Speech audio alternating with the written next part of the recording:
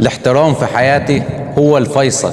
الاحترام في حياتي هو الفيصل، هو اللي هيخليك تمشي وهو اللي هيخليك تفضل. الحب والمعزة شيء جميل، بس الاحترام شيء أجمل، ومن غيره مفيش حاجة هتكمل.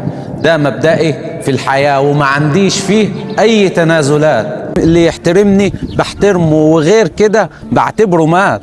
ولو مش مصدقني يا حلو جرب، هتروح على السجل، والسجل مليان وفيات. انا مش بطالبك غير باللي بديهولك، انا مش بطالبك غير باللي بديهولك، بعاملك باصلي ومليش دعوه باصولك.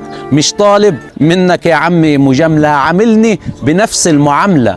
مفيش واحد ولا واحده كامله، هتغير. انا مش عايش حسب فصولك، كل واحد واخد من الهم منابه، وانا مش عايش عشان اعجب جنابك او جنابه. ده مبدئي، اللي عاجبه اهلا وسهلا، واللي مش عاجبه يغور، ومش عايزين وش اللي جابه.